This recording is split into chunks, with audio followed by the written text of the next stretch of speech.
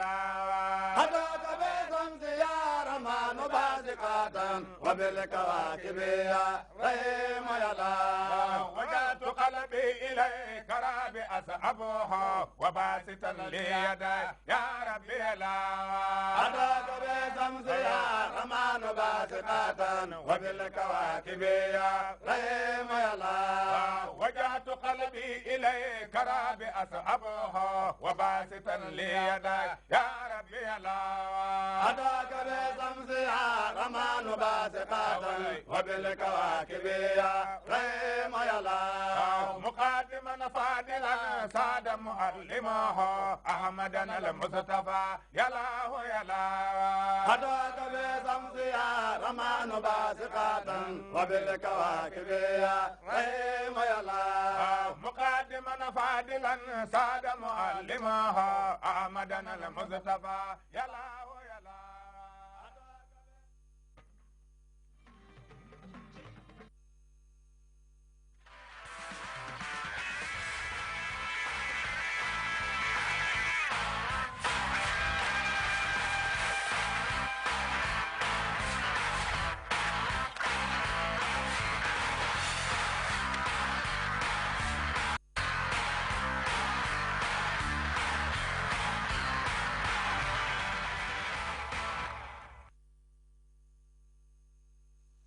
Well, welcome to the Gambia Radio and Television Services, and I believe when you see this face on the screen at this particular time of the day, when it's just under 24 hours before the kickoff to the much-awaited encounter between the elephants of Ivory Coast and the scorpions of the Gambia. Well, we are here in the safe hands of two of my bosses, Babukar Senghor, Head of Sports Desk at the Gambia Radio and Television Services, Lavin Cham, a familiar face whose name is very synonymous to Gambian sports. This is a program built up to tomorrow's encounter between the Gambia and the Ivory Coast. We all know the stage has been set. Yesterday you have seen the arrival of the Ivorian team on your TV if you watch the news, and you also have heard about the preparations of the Gambian team. Guys, gentlemen, welcome to this discussion, build-up, preview. Thank you. Of the B class. Yeah, thank you very much, MS. Mr. Jam, we are supposed to have BB, but unfortunately he's not with us. That's the GFA media officer. Yeah. But all the same, you are somebody who has been following the Gambian team. And of course, yesterday we were together at the airport to receive the Ivorian teams. Tell us the magnitude of tomorrow's encounter. Yeah. Well, a big game comes to town, MS, that's how I would put it. Okay, this is the World Cup qualifiers. We are the half stage. We have played 3 matches, and 3 remaining matches are.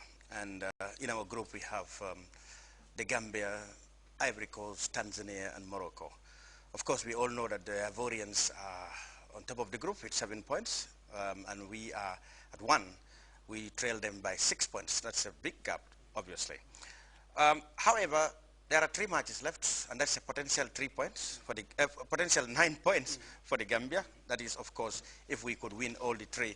That is starting tomorrow against Ivory Coast and flying to Morocco to win there, and of course expecting to receive Tanzania here and beat them.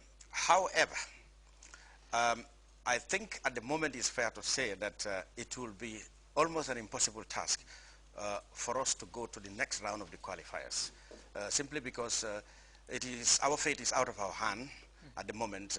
Even if we win these 3 last matches, our fate still would have to depend on what happens between the other 2 or 3 teams in the group. And Ivory Coast already at 7 points. You know, even if we beat them, even if they move by a draw or even a victory, they will still gain huge advantage. However, this is an official competition, and it is equally as important as any other, game we have, even though we know that we find it difficult to qualify. But the fact that we are meeting the best of Africa on home soil here, and the fact that our boys and our technical team and everybody is motivated and excited to see our boys. I think what is required of our boys tomorrow and their technical team is to give us a very good account of themselves, because we will make big headlines around the world if we should offset the elephants. They need this match more than us because obviously at 7 points, the feeling in Ivory Coast is that they have underachieved at the midway in this stage, that they should have, you know, truly and well above this stage. But then you see they're into difficulties. They are not taking us lightly, even though we are ranked, you know, least fancied. They are taking it very seriously, not least because they want to be comfortable on the top of the group. I'll pass it to you to see. Bob, you just see in the Gambian lads, they are training. Like Mr. Champ just said, probably it would be the reality is that it would be difficult for Gambia to qualify from that group. But what a game we have tomorrow, playing against Ivory Coast, the #1 ranked team in the world, and the 12th best ranked team, the #1 ranked team in Africa, and the 12th best ranked team in the world. One of the biggest fixtures in Gambian football. And tomorrow's game can have a far-reaching effect on Gambian football. Oh, yeah. We've had some difficult few years. We have to be fair, and we have to see that one. I like the statement he uttered. A big game has come to town. And then you have to only go to the stadium this evening when the Ivorian team was training. You have to look at the crowd. A lot of people. We think it's a game situation. So, you know, we want the national team. For a long time, we haven't had something to cheer about our football. At least, you know, let us inject that semblance of normalcy back in our game after a difficult moment. We've seen some of the lads coming back to join the team from overseas. Yeah. At least on a day like this, when the world is watching, you know, a game between the Gambia and the Elephants of Ivory Coast, let the lads go out there, give the Gambia something to start about, and then put the game on a better pedestal. Because, you know, truly, it's been very dismal in the past few years. Yeah. Mr. Cham, the Gambia were trampled, the Scorpions were trampled in the corresponding fixture by 3-0. Yeah. Do we stand any chance of bearing the trunks of the elephants tomorrow at the Independence Stadium? Well, one of the Ivorian journalists upon arrival in the Banjul airport yesterday, I mean, he is a very funny man. I mean, I easily make friends with. He said, look, the elephants are in the room. I said, watch out for the scorpions on the floor. It is definitely not going to be easy because we have already said emphatically the high profile and high caliber of material in the Ivorian squads. They are the best in Africa, #1 at the moment. In Africa, we are 43 or 43 at in the latest rankings. You know, the gap alone speaks volumes of the vast gap between the two sides.